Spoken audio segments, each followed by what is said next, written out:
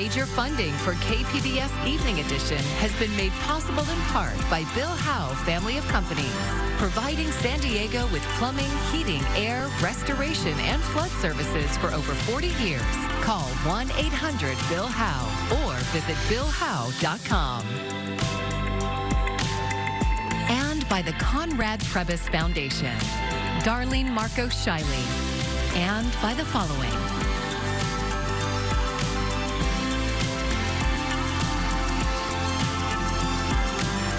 And by viewers like you.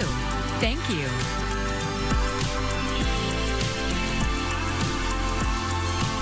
Thanks for joining us. I'm Maya Trabulsi. The San Diego Padres are in a make-or-break situation in the first round of Major League Baseball's playoffs. It's a must-win Game 3 of the wild card series against the Chicago Cubs.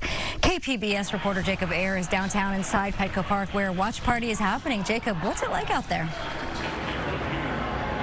Hi there, Maya. They're playing this best-of-3 series in Chicago, but as you can see behind me, there's still a pretty good-sized crowd here at Petco Park's Gallagher Square with hundreds of fans in attendance for a watch party.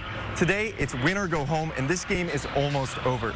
The crowd's had some mixed reactions because it's a close game, but the Padres are currently losing in the top of the 9th inning.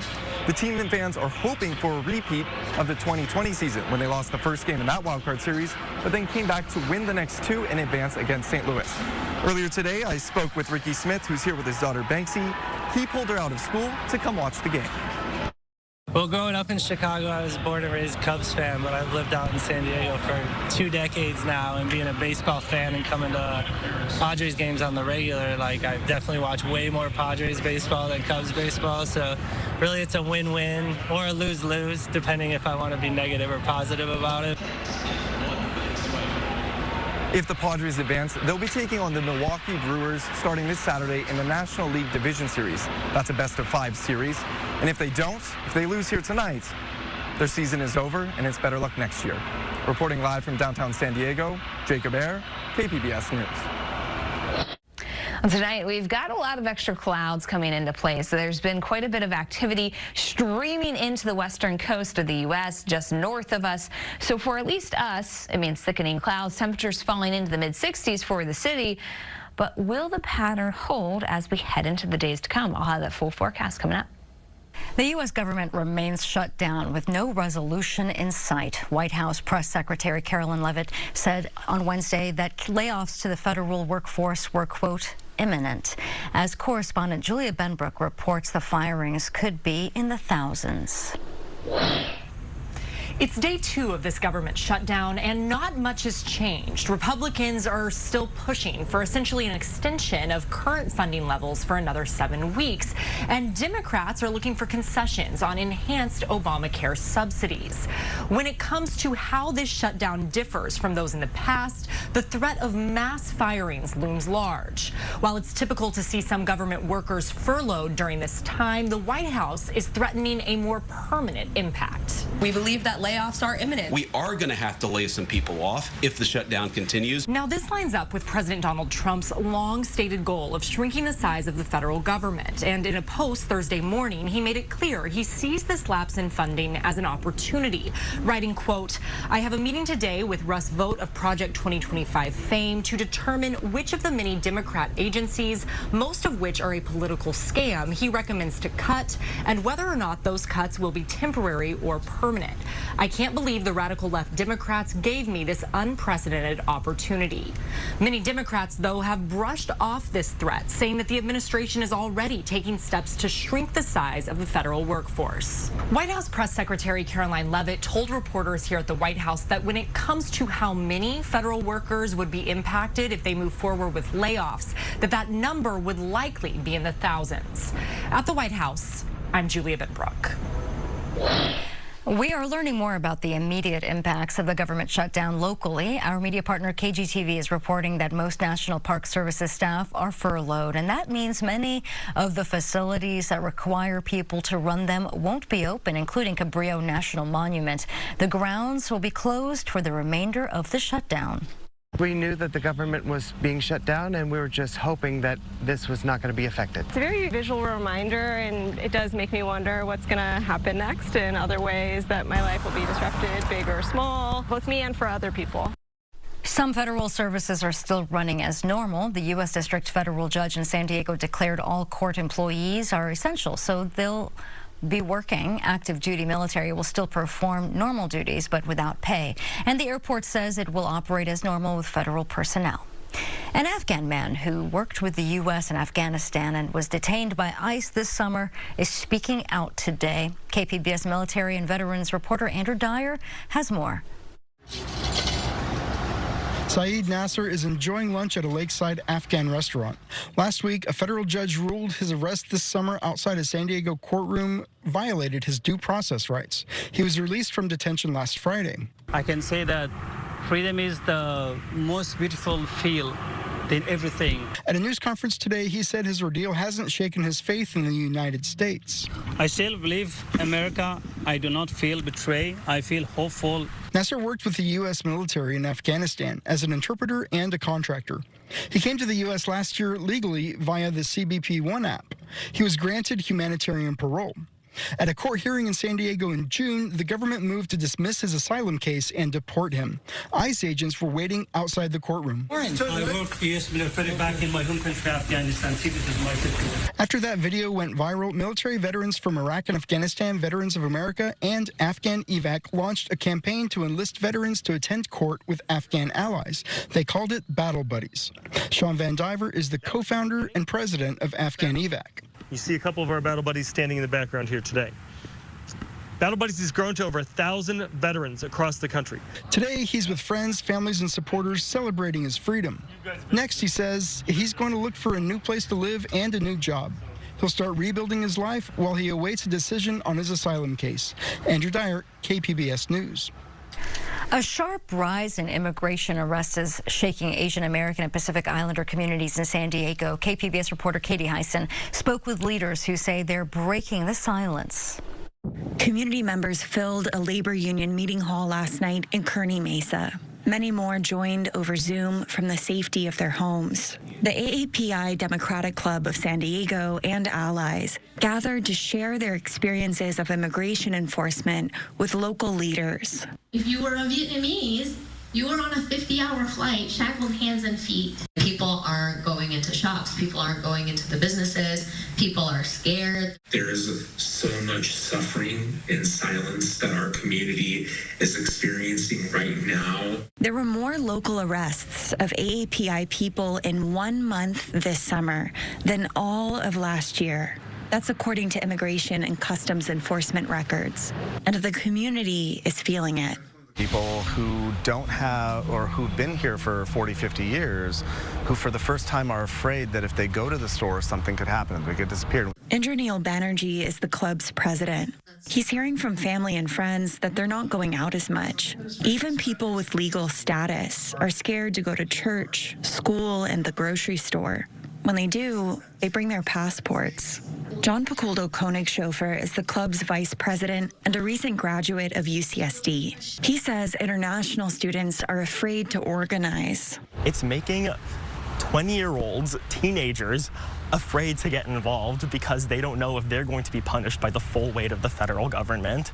In many ways, these experiences are universal to immigrant communities of color right now. But Koenigshofer says AAPI people are underrepresented in conversations about immigration enforcement. There's this culture among Asian Americans that we should just go along to get along, right? And two, that we don't really speak up when we're being treated the wrong way. And there are all sorts of reasons that come into that. A lot of them are cultural. A lot of it has to do with this idea of the model minority myth, in where Asian Americans are kind of placed in their own separate category away from other communities of color. But in the way that we're being treated treated like every single other community of color out there. So that model minority myth is just that.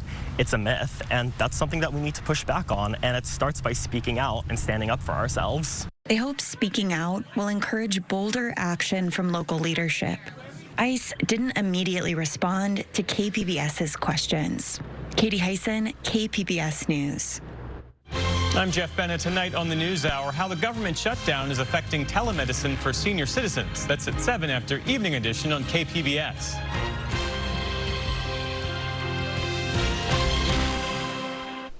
San Diego is no longer going to court to try to force the county to aid vulnerable people. For the latest Why It Matters segment, Voice of San Diego reporter Lisa Halverstadt explains the controversial approach and concerns about the pause.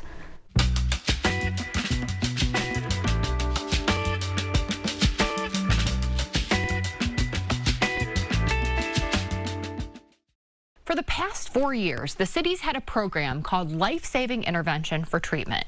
It focuses on people who constantly need help from police and paramedics. They often have complex physical and mental health challenges.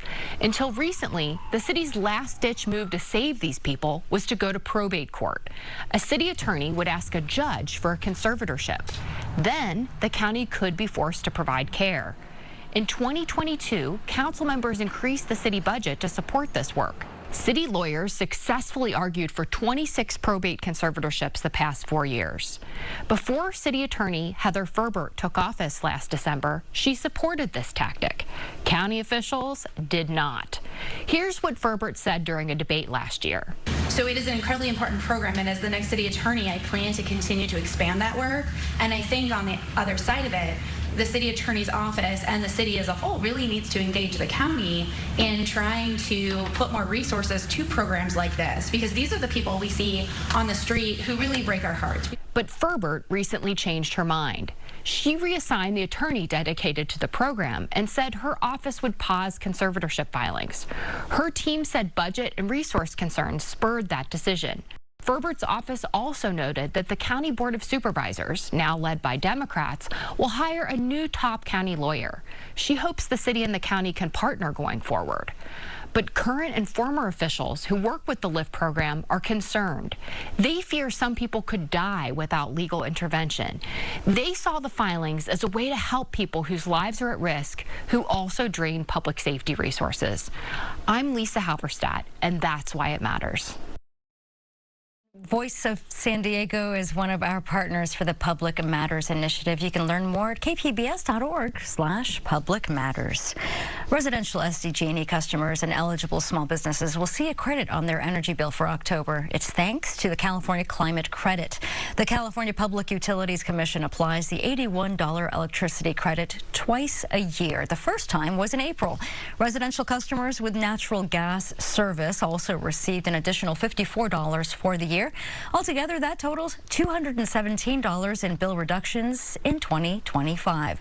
No action is required to receive the credit.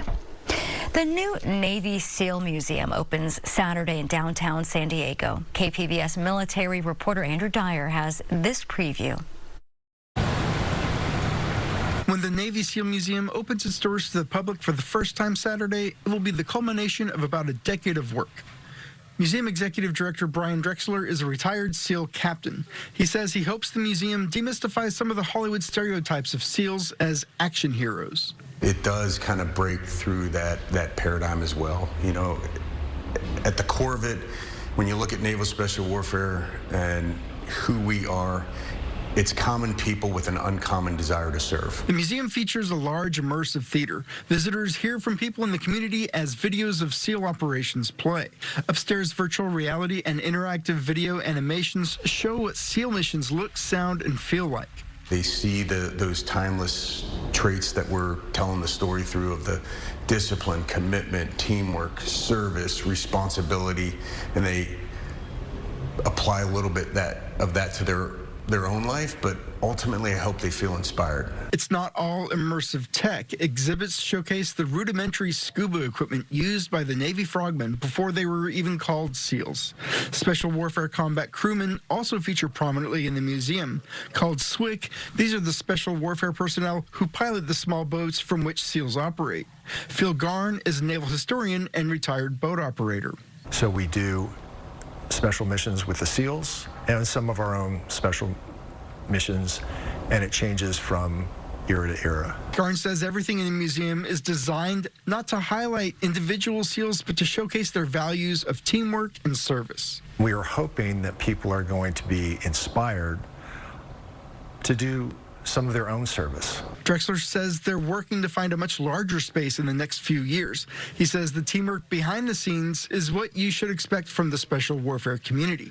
You get a very close-knit group of individuals, and when you harness all that talent into a common goal, that's when great things happen. The museum opens Saturday, but it's recommended to reserve tickets ahead of time online. Andrew Dyer, KPBS News. The San Diego Italian Film Festival kicked off its 19th year last night at Digital Gym Cinema. Tonight it moves to the Museum of Photographic Arts at the San Diego Museum of Art. KPBS cinema junkie Beth Accomando has a preview from Balboa Park. We are here in the Joan and Irwin Jacobs Theater at MOPA, and this is a gorgeous cinema, the perfect place for the San Diego Italian Film Festival to kick off their feature films. I am here with Antonio Iannota, who is the artistic director, and last night you kicked off the festival at Digital Gym, launching your theme of courage, and that was a showcase of shorts. Yeah, we screened 8 finalists of our Ristretto Award competition, and it's not the only opportunity to watch the shorts.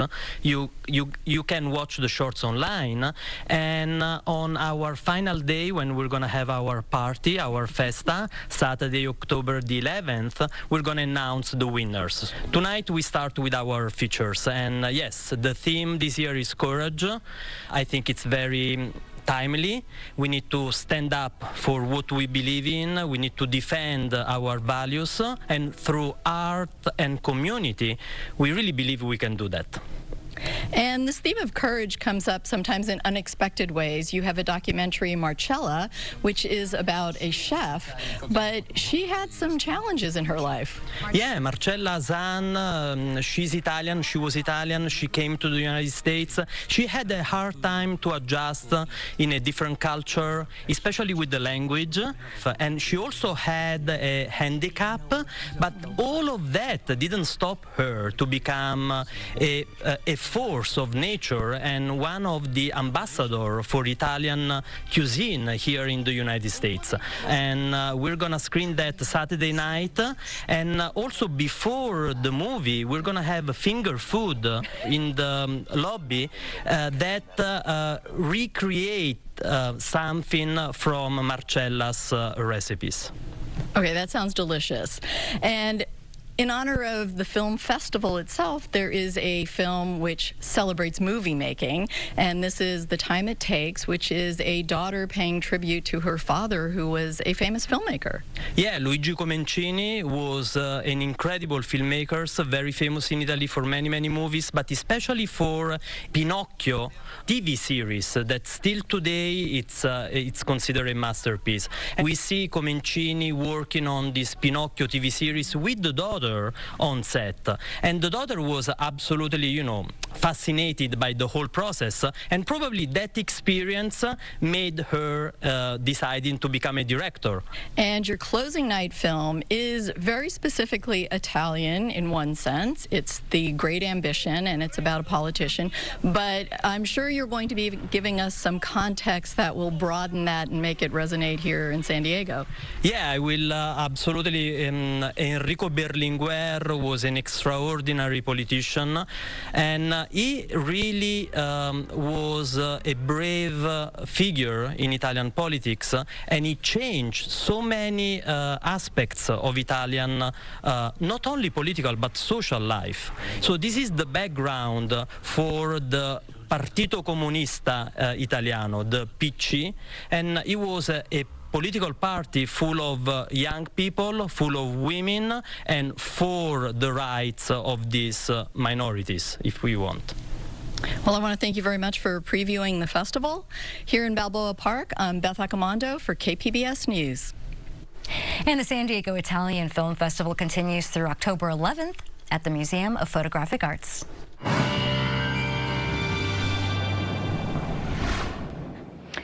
Keep in mind, as we go through the upcoming hours, there's a lot of activity moving into the western coast of the U.S., but for us, it's really only going to mean a deeper marine layer. As we head into Saturday, we'll also note that, plus some cooler air moving in. So the temperatures will go down heading into Sunday, especially through the afternoons.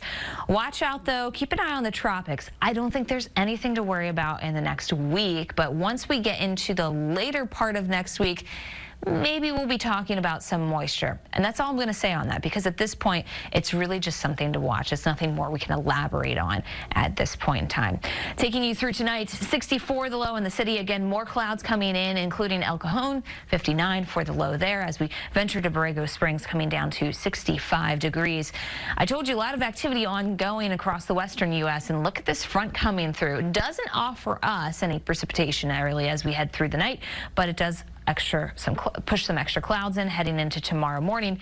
And then beyond that, we do quiet down as we work our way through most of your Friday. So tomorrow, closing out the week on a quiet setup, and even starting off the weekend on a pretty quiet setup as well. So we'll find some of those changes unfolding for us. But tomorrow, highs back into the mid-70s as the clouds try to burn off through the afternoon. 73 the high in the city. Headed to Chula Vista, we're at 75, 75 as well in Oceanside. And Mount Laguna topping off at 59 degrees. If you go into the weekend, there's another front coming through. That'll push through maybe early Saturday, but we really won't find that cooler air coming in until Sunday. So most of us, the lowest temperature here is going to be on your Sunday. Like the coast, 74 for the high. We're not that much warmer, though, as we head through your Friday. And inland communities holding on to the mid or upper 70s. That's our story through a good chunk of the week. Getting into the mountain communities, Sunday's your low point there, 56 for the high, with sunny skies. And as we head our way into the deserts, not really getting into the 90s. We're going to stay in the upper 80s as we go through much of the week. For KPBS News, I'm AccuWeather meteorologist Melissa Constancer. A heartbreaking loss for the Padres in Wrigley Field today. The Padres lost the wild card series against the Chicago Cubs just moments ago. The final score, 1-3. The Cubs will go on to face the Milwaukee Brewers in the next round. Time now to meet someone who, over the years, has built a successful international career as a news photographer. But lately in San Diego, his work has taken a surprising turn. Ken Kramer has his story. If you take pictures for a living and the pictures you take end up on the front page of the San Diego Union Tribune, New York Times, the Washington Post, Wall Street Journal, then you are a good photographer, and Sandy Huffaker is very good. I've been around the globe, into Peru and Haiti, all around Europe. Of course, a lot down in Mexico. His dad was a brilliant political cartoonist, and for a while, Sandy thought he'd try to follow in his footsteps, but when he got a camera for Christmas one year, that was it. And just fell in love with the cultures and photographing and documenting all kind of different peoples. He's covered immigration, border issues, civil unrest, wildfires. His work is just extraordinary. But now I walk around town and, oh, the seal guy. You're the sea lion guy. The sea lion guy. Sure, he spent time in Brazil and the Caribbean, covered conflicts and hotspots around the world, but it is in La Jolla Cove, mostly, where Sandy Huffaker found this remarkable specialty. And I just decided on a whim to find this underwater housing right here and kind of go take pictures. I had a lot of time. Most of my work had fallen off due to COVID. His love of snorkeling and photography quickly led to a love for these sea lions and seals. In a protected marine sanctuary like La Jolla Cove, where people can swim with them respectfully. You know, I have actually never touched one, and I will not do that. I'm an observer of these sea lions, and I'm not there to touch or pet or do anything but just observe and photograph them. He says it helps that he's always been able to hold his breath for a long time. He goes underwater, grabs hold of a rock, and he's in their world on their terms. One of the neat things with the sea lions is they have such a really adorable kind of natural curiosity, and you'll dive down and they'll see you, and as you look up, they're usually right in your face, and they're kind of looking at you like, what are you doing? You know, and they have a really neat natural curiosity. And then I'll start taking pictures, and they'll swim around you. They'll spit a bubble at you every once in a while. And I think for a minute they think you're one of them until they see how slow you are. They swirl around him with astonishing agility and a gracefulness that you don't see on land. Out here in their territory, he is a grateful guest. For Sandy, this place, these experiences have been in their own way healing. It was a very tense time for a photojournalist being in the media. You know, you were getting screamed at a lot, yelled at. There was just a lot of anger and political tension going on. He found his visits out here to be calming and, like any good photographer, in time, developed a rapport with his subjects.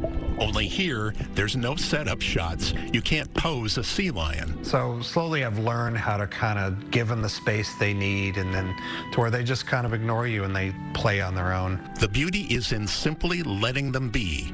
And it's a really amazing thing. I mean, most of the time we see them in a zoo, we see them, you know, with glass in between. The fact that you can go out and swim with these wild native sea lions is a beautiful thing. It's really interesting. And for Sandy Huffaker, Page One internationally renowned photographer, it's something else, too. A career turn born of a COVID downturn. Who could have seen that coming a few years ago? Now there's a calendar, perhaps one day a book. Whatever else around the world he has documented in photographs, he is now also San Diego's sea lion guy. And to him, that's just fine. You know, if that's on my gravestone, that's okay, you know? We all have to be known as something.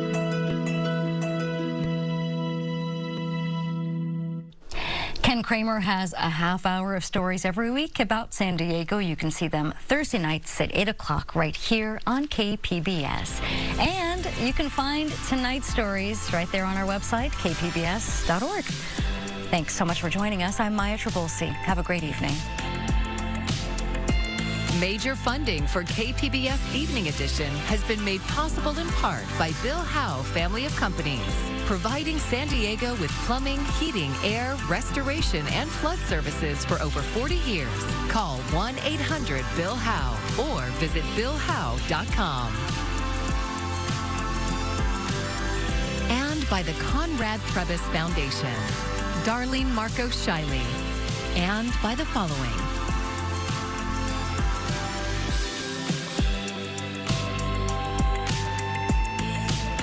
And by viewers like you. Thank you.